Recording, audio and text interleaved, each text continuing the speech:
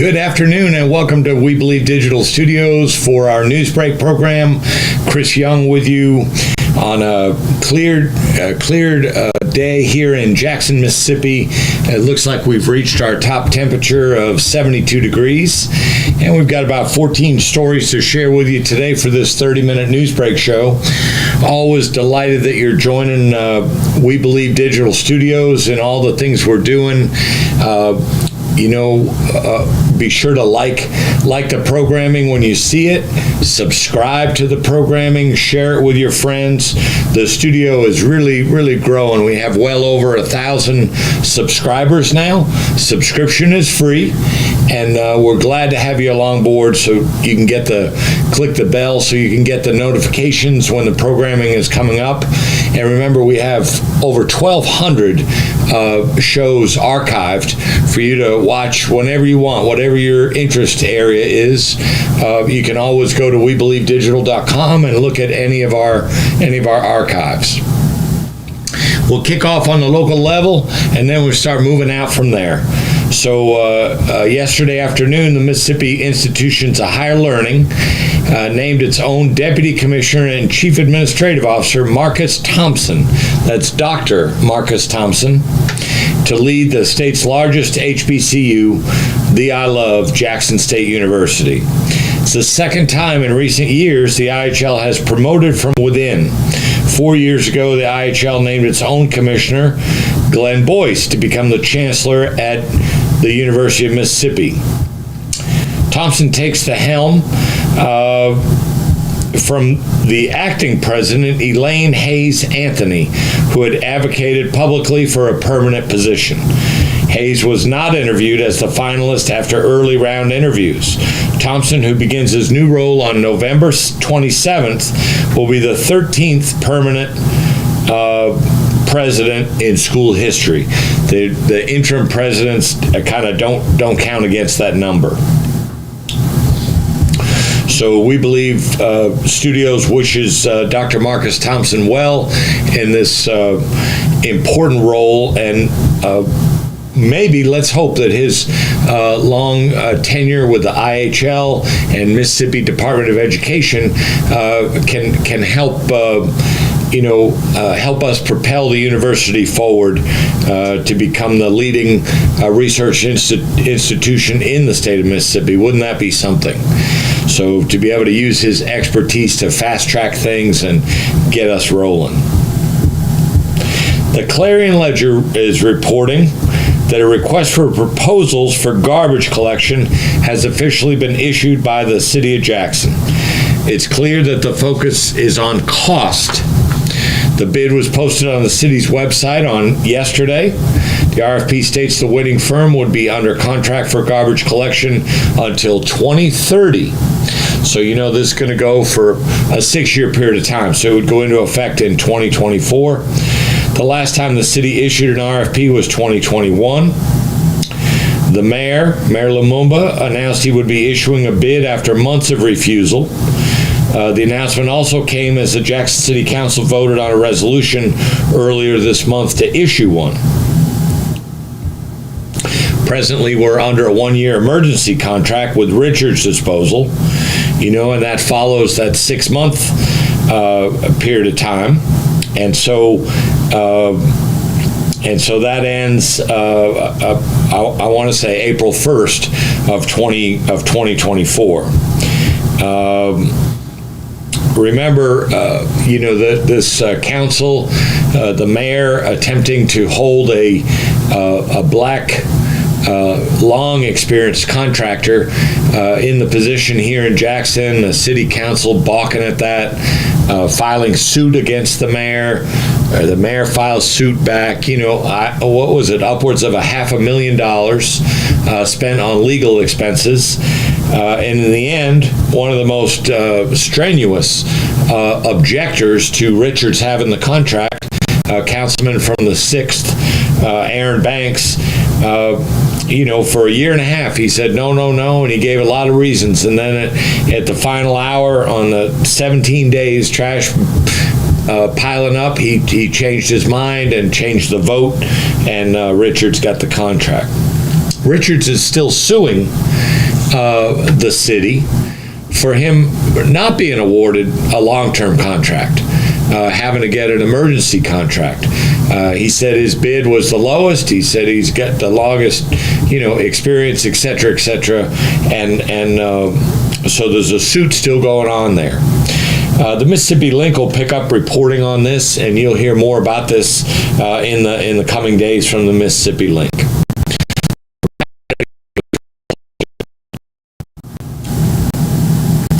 108 homicides in Jackson this year as of today. That's according to the WLBT homicide tracker maintained by CJ LeMaster. This time last year, on this exact day last year, there were 111. So we're 3 homicides short of where we were last year. And last year, we ended up going to 120.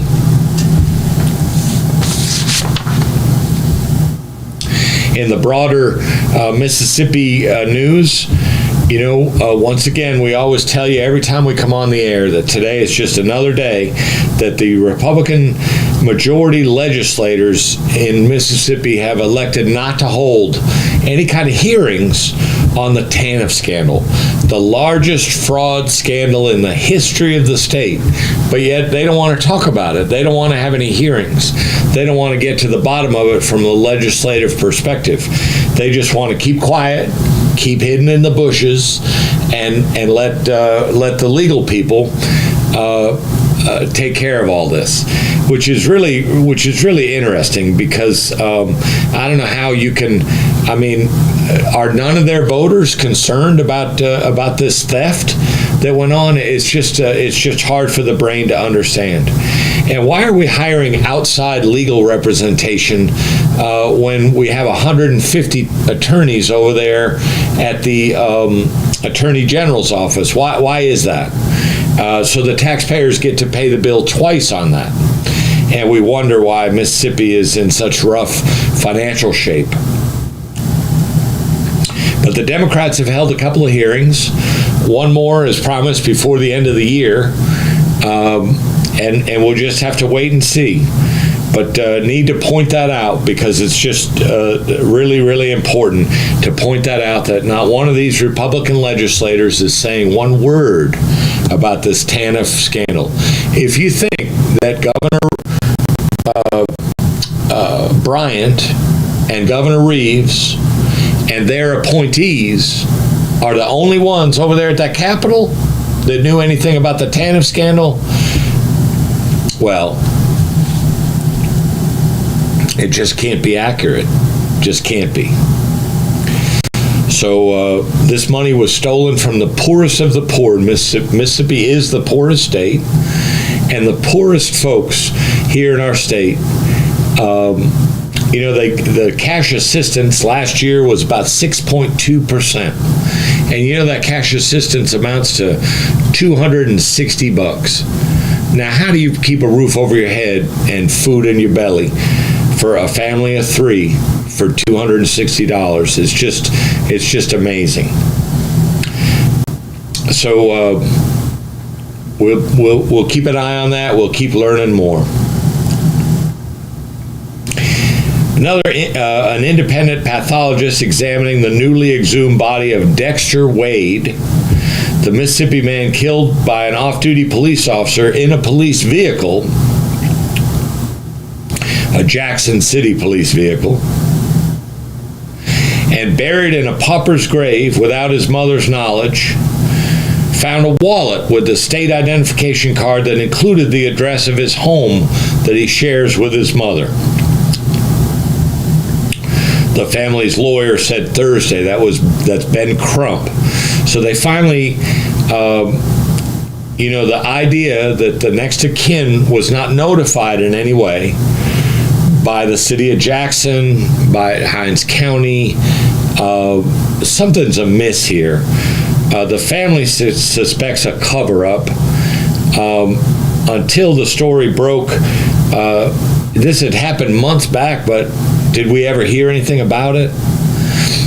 So The pathologist, Frank Peretti, reported he found the wallet in the front pocket of Wade's jeans, that it contained his state identification card, his home address, along with a credit card and a health insurance card, according to Ben Crump, who gave a statement on this yesterday. So just, it doesn't get much worse for this mother, Betterston Wade, a 37-year-old son. There was some mental issues that had been reported on, and he had disappeared he was gone for 9 days, and when she reported him missing. But at no time, I mean, they knew right away where he was, but at no time did they speak to her and let her know about the whereabouts of her 37-year-old son. Also, they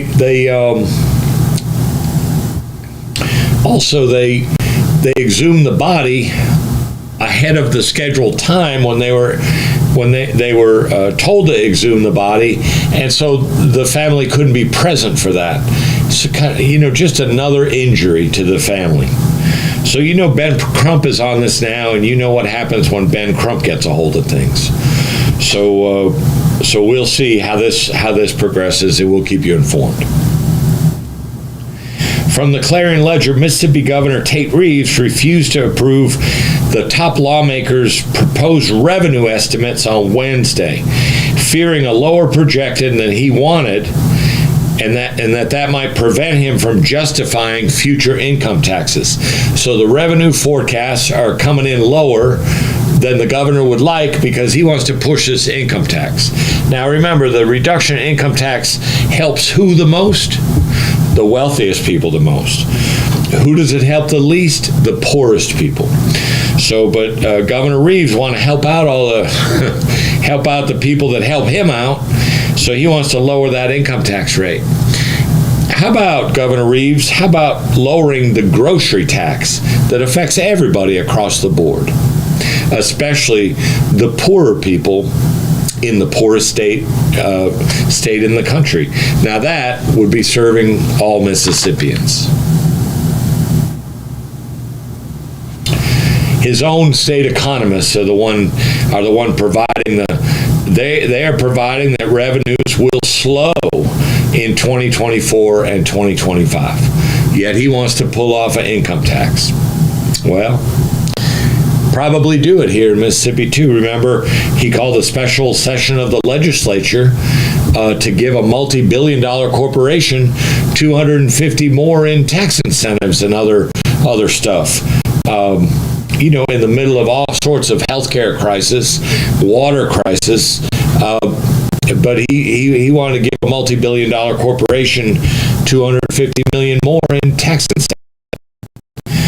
So he'll probably pull off this tax cut too. Mississippi still sizzles day in and day out.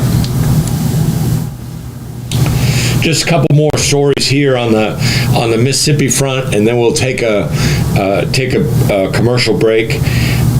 The CDC, using final 2021 data, say that Mississippi is the worst in the nation in infant mortality.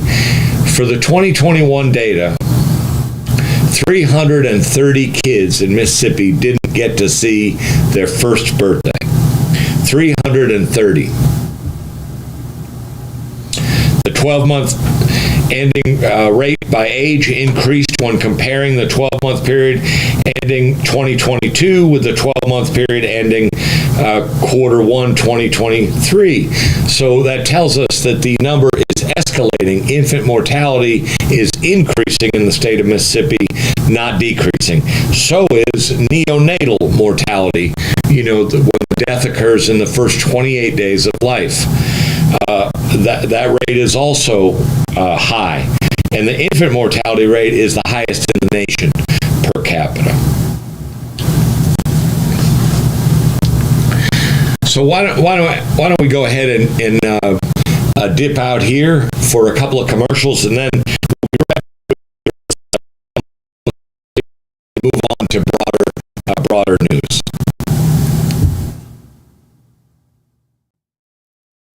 Are you dreaming of becoming an entrepreneur, but you're not sure where or how to start? Entrepreneurs Academy 101.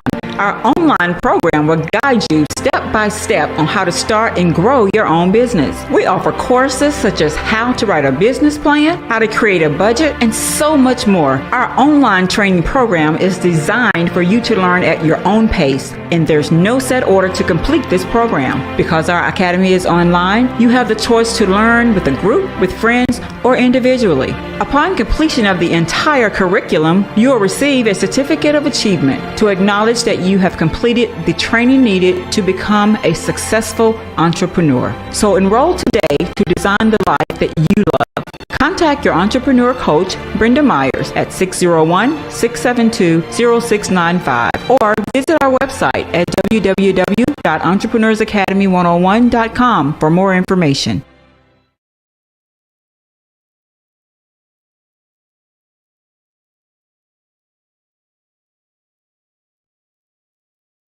The Mississippi Link is an African-American female-owned newspaper with a trusted voice that is highly respected throughout the city, state, and nation. Our motto, keepers of the knowledge for people who speak the truth, since 1993.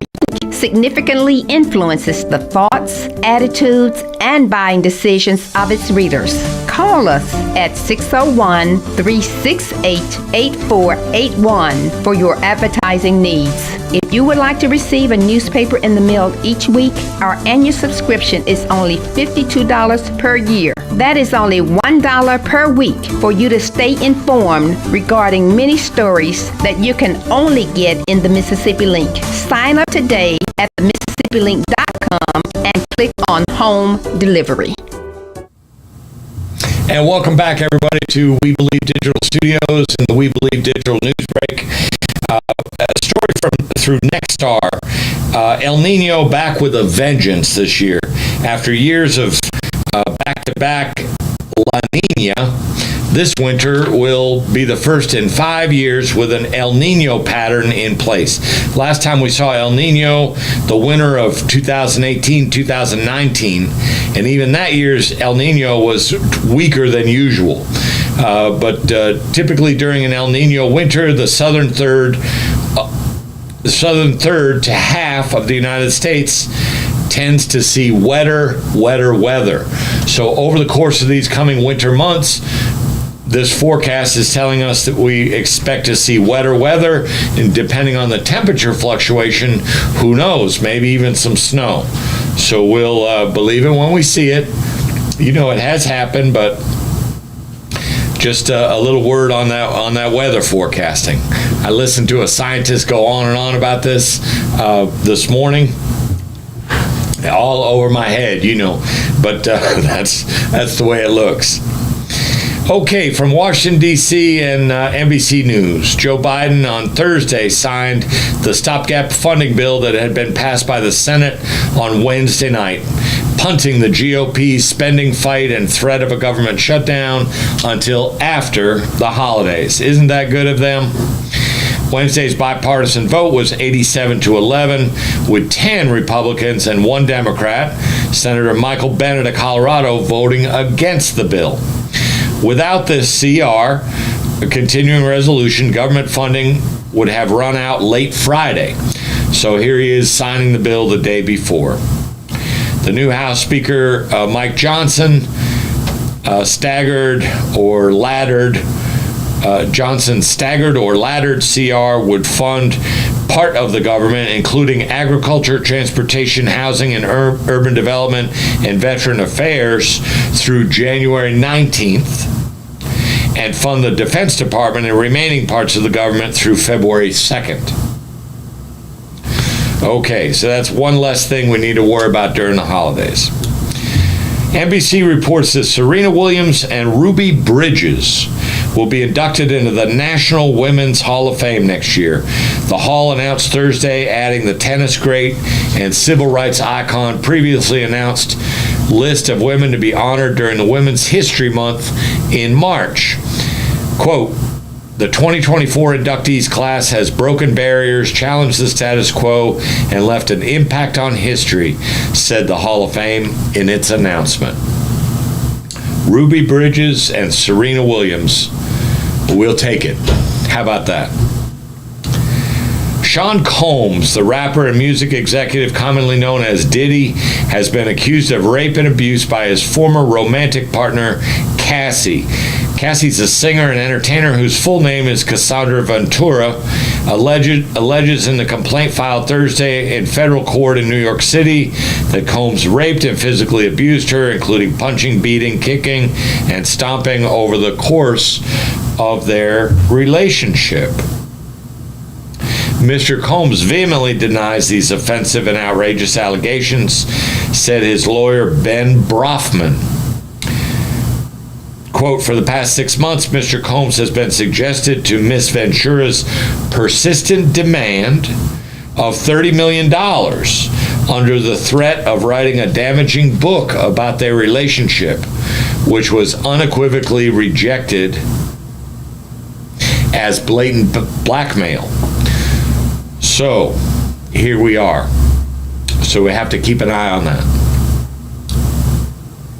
A mistrial has been declared in the case involving a former Louisville, Kentucky police officer accused of violating Breonna Taylor's civil rights in the botched 2020 raid that led to her death. The mistrial was declared Thursday after the jury was deadlocked on both counts against this former Louisville, Kentucky officer, Brent Hankison, who fired stray bullets in the deadly raid. He faced a maximum sentence of life in prison. Federal prosecutors could decide to retry him. He was accused of using excessive force when he fired 10 shots into Taylor's window and a glass door after officers came under fire during the flawed drug warrant search on March 13th, 2020. Some of the shots flew into a neighboring apartment, but none of them struck anyone.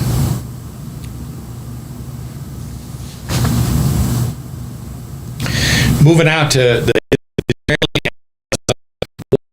and I'm turning to NBC News and their little section that they carve out of all the reporting that's done that says, kind of what we know.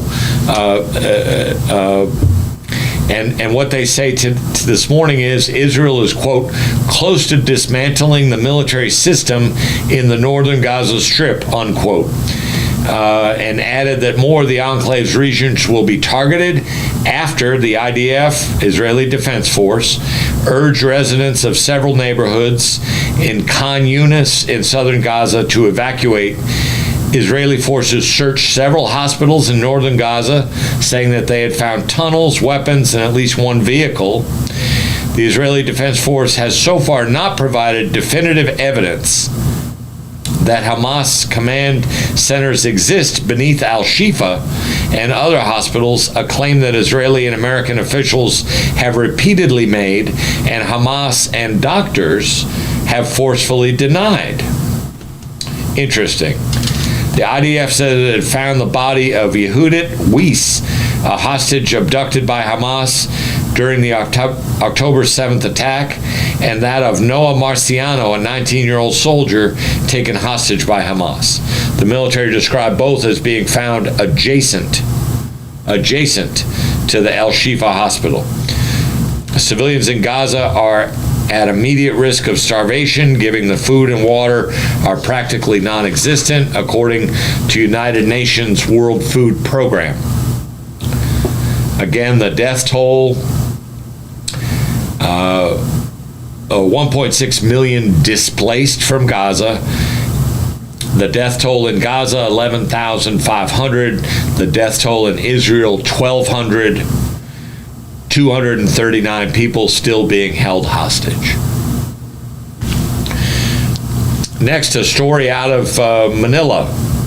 Powerful undersea earthquake shook the southern Philippines on Friday, causing ceilings in shopping malls to plunge to the ground as shoppers screamed. There was no immediate report of injuries, and no tsunami warning was in effect. The magnitude 6.7 quake was located about 15 miles from Burias at the southern tip of the Philippines, according to the U.S. Geological Survey. It was centered at a depth of 48 miles Can you imagine that? So that wraps up the usual news break, but today it's not a usual day now, because today is Friday the 17th, which that means, according to the calendar that I looked at, tomorrow is going to be Saturday, November 18th. And so here we are, 25 and a half hours away, 25 and a half hours away from the Soul Bowl. Alcorn State visiting Veterans Memorial Stadium to take on the I Love Jackson State Football Tigers. So that's the deal. It's all coming down. Last game of the year now. Last game of the year. Jackson State comes in with a record of 7-3 overall and 5-2 in the SWAC. Alcorn comes in with a record of 6-4, also 5-2 in the SWAC. So very, very evenly matched teams as far as their records go. One report I looked at says that football coach T.C. Taylor, who once signed as a free agent, by the way, with the New England Patriots, I just have to throw that in, he's going to have to extrapolate every ounce of motivation from his team to put together a complete game. So if Jackson State, they have a chance to not only improve their record, of course, first and foremost, but if Jackson State wins, it pretty much looks like it knocks the Braves, the Alcorn State Braves, out of the SWAC championship. If Alcorn wins on Saturday and Prairie View loses to Alabama State, the Braves would win the West Division. So if the two teams end up tied, Prairie View would own the tiebreaker because they beat Alcorn earlier, September 23rd. They beat Alcorn by a field goal. So that's what's going on. So a lot of people predicting the score. We Believe Digital is not predicting the score. We have a lot of the I Love fans here, but I have to tell you, the owner of We Believe Digital is a Alcorn graduate. Mr. Garrett is an Alcorn graduate, so you got to be careful with that. But I tell you this, I think when that sonic boom comes in to that stadium 25 and a half hours from now, everybody in Jackson going to know about it. And they're going to be high-stepping, and they're not doing that by accident. They're doing that out of pride for the I Love. So we wish everybody the best. We hope everybody stays as healthy as possible and no injuries. And we just have a really great, less than a week before Christmas, end of season football game over there at the Vet. And hope everybody comes out of that okay. There's going to be a winner, going to be a loser. We'll see how that goes. But we're hoping for the best game possible. And I look forward to sitting up there in the cheap seats with Mr. Garrett watching the game. So we'll see you over there. Take good care for now, and we'll see you back next Wednesday, the day before Thanksgiving, for the next news break. Take good care of yourselves and each other. See you next Wednesday.